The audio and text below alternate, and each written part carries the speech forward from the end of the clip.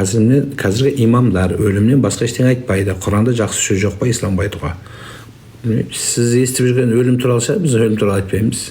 Біріншіден, екіншіден өлім туралы айтса, сен одан жаман болып жатсың ба? Енді мысалы мен сен туралы қазір өлім туралы айтып жатқан жоқпын ғой, имамдарға тиіспей ақ қойыңыз қазір. Мен сізге өлім туралы айтқан жоқпын, сізге өмір сүруді айтып жатырмын. Енді ол шындықты айтып жатыр ғой, сол үшін ұнамай жатыр саған. Өзі шындық айтқан ешкімге ұнамайды. Өлім шындық қой енді, қалайсың ба, қаламайсың ба, болады. Сол өмірдің қадірін біл, өз-өзіңді алдама деп айтып жатқан шығар. Енді сол жағынан түсінуге тырысыңыз да. Енді оларға бәрі бірдей емес қой. Сақал қою парыз ба? Жоқ, парыз емес. Сауап. Туған күн харам ба дейді. Мұхаммед пайғамбар саллаллаху туған күнінде ораза ұстаған. Сөйтіп айтқан, мен туған күнімде ораза ұстаймын деген, каждый понедельник ұстаған.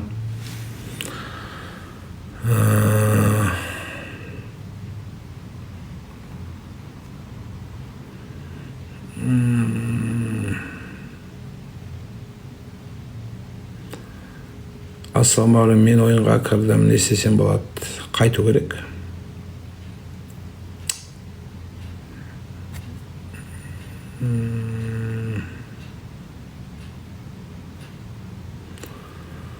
Адам сразу толып кетті, эфирге кіретін дейді. Алла разы болсын. Бір имам баланы сүюге болмайды дейді. Білмеймін. Енді біреудің баласын сол шөпілдеп соя берген жақсы емес. Жалпы баланы иіскейді біздің салтымызда. Мен күйеуіме, алдыңғы жігітіме ашуланып тиіп кеткем, қазір де балам бар дейді. Енді осы жазғаныңды күйеуіңді оқысашы. Қазір басқа аккаунтпен кіріп күйеуің оқып жатса, ертең осы аккаунт жазғаның қалады. Сен ойлайсың, ешкім білмейді деп. Біледі. Балаң көреді, өскеннен кейін қызың көреді. Содан кейін мамамыз не болған деп айтады. Жақсы сөз жазып отырсың бақ. Намаз түсінбедім. Бұрынғы имамдар сондай болмаса, бұрын имамдардың кезінде өмір сүріп бердің. Бұрынғы имамдар мен көрген, менен сұрай бер қандай екен айтамын.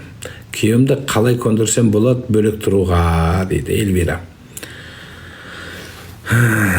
Сен күйеуіңді мамасынан бөліп алып шыққың келіп отыр. Ертең сенің балаңды әйелі сөйтіп, Құдай қаласа бөлек алып шығады. Ол кезде сен қазіргі қуатты болмайсың. Қазір енең сен қуатты ғой, ата-енең. Сен ол кезде қуатты болмайсың, ол кезде гарантия. Ол кезде мүмкін сол балаңның қолына зар илеп қаласың. Сол кезде әйелі сен сияқты жетек білейді, жүркеттікті бөліп алып шығып кетсе. Сол кезде осы күніңе өкінбейсің ба? Мамаңды жылатып, сонда мысалы қандай бала тәрбиелеп жатсың да сен қазір? Сен өз күйеуіңді мамасына қарсы шығып, үйде лақтырып, тастап кетіп қалғанға сен жетектеп алып кеткің келіп отыр. Ал енді сен өзің қандай бала өсіріп жатсың? Өзің тете беріңдер, мен өлсем өле берейін, жалғыз өзім қатып өліп пештің қасында деп сондай бала керек па саған? Сол болады бәрібір. Ертең ме кешке болады. Сондықтан жаным, олай жасама. Біз халқымыз қазақ халқы. Соның үшін сен де қазақ шығарсың, Қазақтар біз атана сыйлаған еліміз. Үлкеннің сөзіне құлақ асқан еліміз. Үлкеннің құрметтеп, үлкеннің айтқанына құлаған еліміз жаным. Сондықтан көрерсің енді. Біраз уақыт барып жұмыс істеу, дүние табу, енді басқа мәселе. Егер басқа баласы болса, онда басқа мәселе. Ал енді жалпы осыны мәселені күнде алдымда есік алдымда өшіріп тұрады. Мынандай ғанда кешеде бір кісілер келді, жалғыз балам дейді, мені тастап кетті дейді. Мамасы жалғыз өзі, баласы тастап кеткен. Істеймін, айтыңызшы дейді, қарттар үйіне барайын ба дейді маған. Не үшін өсірдім дейді. Келінім солай алып кетті дейді баламды дейді. Ұрысқан жоқпыз, таласқан жоқпыз, бөлек тұрамын деп, мен жалғызбын дейді. Сонымен 70-тегі апа менен байға тием деп кепті, маған шал тауып бер дейді. Не ойбай, не ол жайма? Балам қуып шықты дейді, қарттар үйіне барамайын дейді. Ең болмаса бір шалға байға тиейін, не істеймін дейді. Айтыңызшы, не істейсіз? Жандерім сол, ата-анаң сыйлаңдар.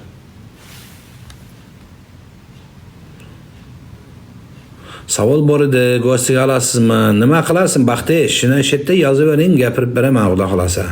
Go'stiga olib, menga video yozib qo'yaman, chiqmay kerak emas. Chetga yozinglar, o'qib beraman. келіншегім фамилиямды алуға разымын дейді. Алса ала берсін, ол қырып баратқан бір сонда бір қырып баратқан нәрсе емес, күнә, бір адам өлтіргендей, намаз оқымайғандай күнә емес, басқаны бітіріп алыңдар. Бірақ негізі керегі жоқ. Енді өтем десе, қылқынып баратса өте берсін, өткізіп ал. Мұсылмандардың кішкене сауатты жазыңыздар, Қыпшақтың қызы. Ана сөзді оқудың өзін қайыстау. Сәл сауатты жазсаңыздар. Немесе қазақша жаз, атын білмесең.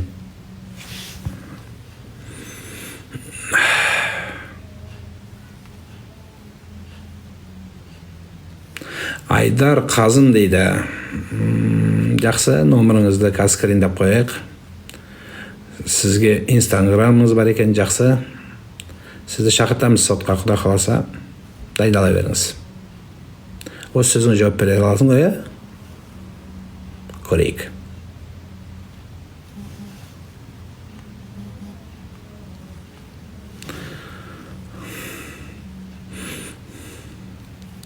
Америкаға енді қашан келесіз дейді. Құдай қаласа, екісінде құрылтай болу керек еді. Мына Қазақстанда апатқа байланысты қазір шегерілді. Бұйырса сол күзге қарай баратын шығармыз.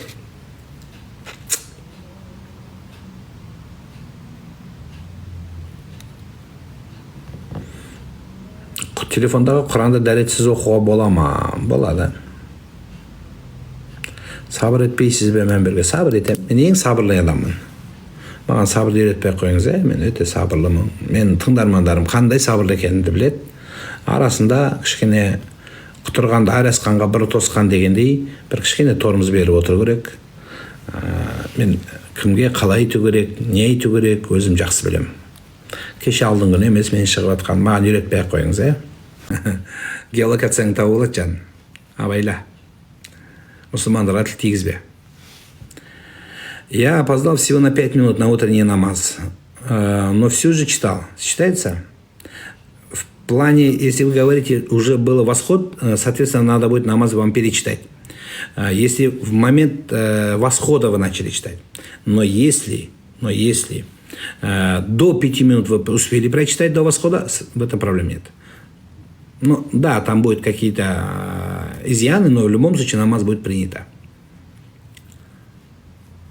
Адыраспан дұрыс па дейді. Дұрыс. Сен адыраспанға сыйынбайсың, сен Аллаға сыйынасың. Уалейкумассалам рахматуллахи ва баракатух. Қарыз ақшамды беремін деп бермей қойды. О дүниеде сұрала ма? Әлбетте. Егер сен кешпесең сұралады. Бірақ кешкен жақсырақ деп айтамын. Өйткені сен де Құдайдың әмірін бәрін орындап жатқан жоқсың ғой. Дұрыс па? Сондықтан егер біреу айтса, мен Құдайдың алдында есептесем десе дейді, Алла да айтады екен, мен десе мен есептесем дейді. Енді пенде, адам, дұрыс, алаяқтар көп, жерде көп ондайлар. Алып алады, ақшасын бермейді, әні деп қашып жүрген алаяқтар көп. Олардың тиісті жазасын беру керек. Бізде сот бар, прокуратура бар, басқа бар.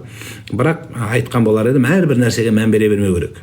Мына жерде отыр ғой қисық адамдар, ауыздан ақ ит көргөбүш. Солардың бәрін разнаразға шақырып, бәрін бытшытын шығарып соттатып қамата берсек, не боламыз? Ақымақ ит, ол оның деңгейі сол, собака ол. Ит өрсе не істейсің сен? Ит нағып өресің маған, мен саған не істедім деп айтасың ба не? Ит өре береді ол, керуен көше береді. Соларға мән бергеннен кейін мені мысалы бір айда 25 миллион адам тыңдайды. Мені мән бермегеннен. Статистикасын қарасам, общий қарауыт адам 25 миллион адам қарайды аккаунтымда. Сонда не деген сөз? Солардың бәрімен жағаласып, төбелесіп, ау деп, ит кіріп көкей шықса, олардың деңгейі сол. Ол өзінің Омар Хайям айтпақшы, оның деңгейі сол. Ол ит болып жаратылған, ол сондай болып кетеді. Оған Құдай инсап берсін. Сондықтан меніңше керегі жоқ. Ит жүре береді, керуен жүре береді.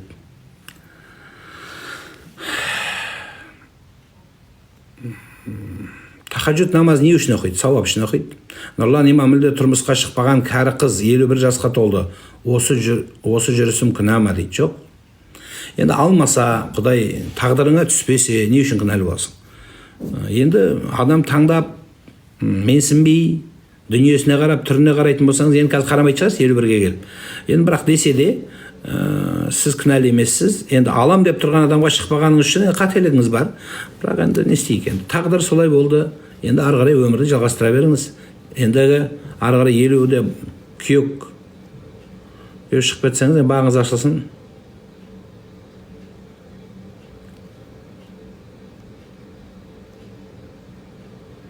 Намаздың алдында ғұсыл дәрет алу міндетті ме? Ғұсыл болу міндетті, дәрет алу да міндетті болады. Бірақ шомылу, ғұсыл деген басқа, білесіз ғой, дәрет деген басқа. Ғұсылды не бұзатынын білсеңіз, онда ғұсылмен жүре бересіз. Яғни тура ғұсыл ал деген мәселе жоқ. Зират басына барған қандай сүрені оқуға болады және дұға? Білгеніңді оқи бересің жаным. Дұғадан: Ассаламу алейкум я ахлал қабр, рахималлахул мустақдимина минна мустақирина минкум, антум лана салаф ва нахну лакум халаф ва инна иншааллаху таала лана ва лакумул афия. Осыны білсең оқисың. Пайғамбар саллаллаху алейхи оқыған дұғасы. Егер білмесең, ассаламу алейкум аруақтар дейсің да, білген сүреңді оқып қоясың. Болды. Құдай бәршасын жарылқасын дейсің. Сонымен бітеді мәселе. Ұстаз, неше жастасыз дейді. Қыздар мен имамдардың жасын сұрамайды. Тахаджуд намазын күнде оқима? Күнде оқысаң сауапты болады жаным. Бұл түннің бір уақытында оқылатын намаз, Исламда музыка, инструмент, гитара, домбыра болмайды ғой, жоқ, олай емес. Болады. Жолың байланған, ашу керек дейді. Ол рас болуы мүмкін бе? Менің аккаунтымда жерге подписканы бассаң, Инстаграмға түсесің, менің ресми аккаунтыма, сол жерде 2 сағаттық 2 видео бар. Толық түсіндіріп айтқам, көз тигенде не болады, сиқырланғанда не болады. Содан кейін, егер тоқтамай сол видеоларды аспай көре берсең, ровно, өткенде статистикасына қарасам, 9 ай тоқтамай туалетке бармай видео көреді екенсің. Егер мен салған видеолардың бәрін көретін болсаң, 9 ай тура туалетке бармай тамақ ішпей көресің. Соның асты жағында бар сол нәрсе. Мен айтып түсіндіргем.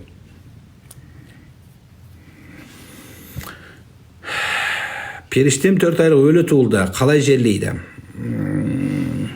Орап, жуындырып, орап, адам жуындырмаса да болады, енді 4 айлық әлі ниесі біткен жоқ. Бірақ дәрігерлер жуып берсе, онда ақ матаға орайды да, апарып жаназа оқымайды.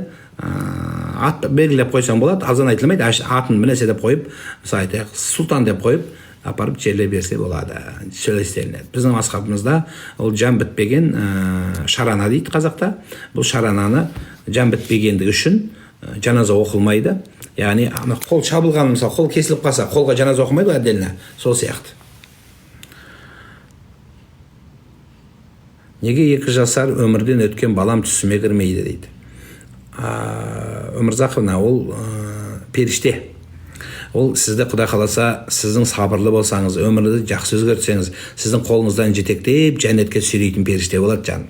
Оның түсіңізге кіргеннен қайыр шамалы. Сіздің сол өміріңіз, сол баланы жәннетке жетектейтін өмірге келтіріңіз. Алла сізге сол балаңызды алып қойған болса, шын мәнінде инна лиллахи ва инна илайхи раджиун. Құранда да солай келеді. Бәріміз бізден келеміз, бізге қайтасыз дейді. Енді өзің ойлашы, Алла тағала берді, қайтып алды. Енді алудың түбінде не бар? Сенің өзгерісің бар. Балаңның сені жәннетке сүйреуі бар. Оның артында көп жақсылық бар.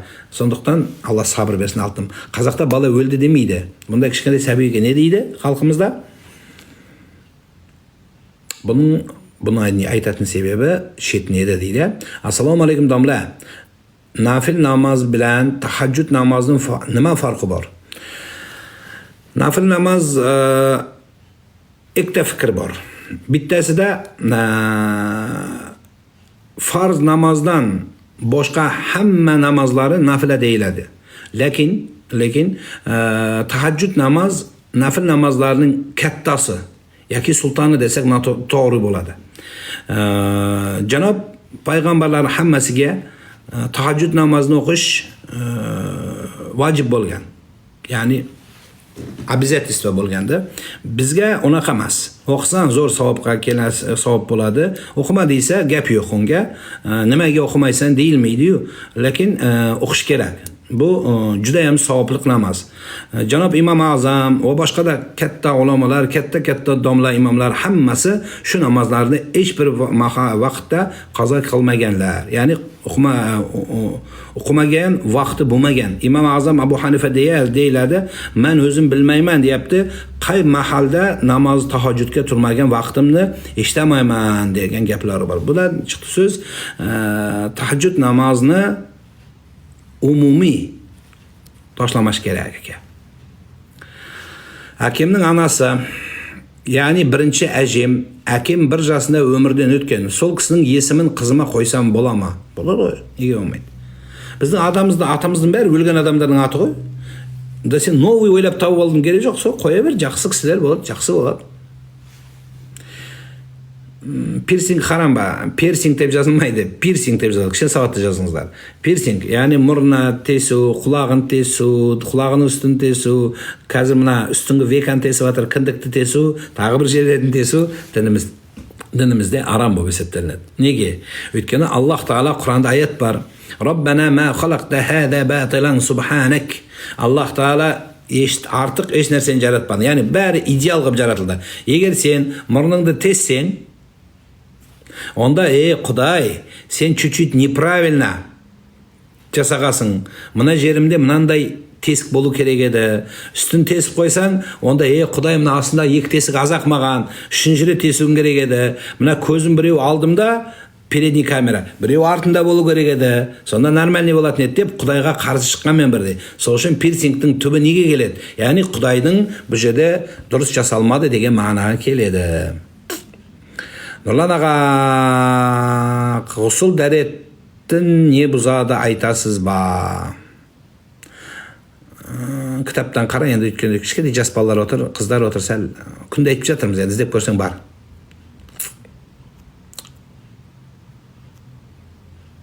Ассалаумағалейкум, ағасы, қалыңыз қалай, денсаулық жақсы ма дейді. Рахмет, айналайын. Сіздің денсаулығыңыз ұнайды, Алла разы болсын. Алланың діні ол, менікі емес, Алланың діні. Мен бір бишара, бір сорлы бір пендемін. Құдайдың дінін жеткізіп жатқан жоқ. Ол дін Алланыкі, ата-бабамыздікі, сіздердің ата-бабаларыңыздікі, пайғамбарға барып байлаған кісілердікі. Сондықтан соны үйреніңіздер, талпыныңыздар. Ертең ұрпақтарымыз иманды, ғылым қуған, білім қуған, салауатты, сабырлы, түсінігі мол азаматтар болу керек. 14 жасымда ораза ұстасам күнә ма дейді. Сауап болады. Сират басына барғанда жылауға бола ма дейді. Жылаймыз енді, сағынамыз өлген адамды. Бірақ онымен сөйлесуге қажет жоқ. Ей папа, мама, немесе әже, мен сені сағындым, қалай жатырсың, мен сабағым 5 деген сияқтылар керек жоқ. Үйге құдалар келді деп айтудың қажеті жоқ. Бірақ негізі өлген адамның қасында сағынамыз бәріміз. Қияметті ойлап сағынамыз, ойлаймыз. Соны ойлап жыласам болады. Бірақ жаңағы тамақ ішуге болмайды, зираттың басына қажет емес нәрсе. Қонуға болмайды. Менің күйеуімнің еш жолы болмай жатыр, көмектесемін, сағымыз сынды, не істейміз? Адам, Әлкей Марғұлан ағам атамыз айтады, адам тұру үшін құлау керек дейді. Сол сағың сынып бара жатқанда сағыңды байлап тұрасың. Бұл күнде өтеді жаным. Сенің жағдайың өте қиын емес. Сенің жағдайың сен айтқанда қиын болса, сен қазір TikTok көрмеген болар едің. Сен қазір жатып алып мен TikTok көріп жатсың. Жағдайы қиын адам TikTok көре алмайды жаным. Көрмейді де. Значит, жағдай жаман емес деген сөз. Бір жағы бар деген сөз. Әлі де жағдайың жаман емес. Көрдім, сауатты қылып жаздың. Жағдайың әлі де жаман емес. Мынаны көріп, көзің көріп тұр, оның өзі Құдайға жақсы жағдай бар деген сөз. Алтыным сол. Сондықтан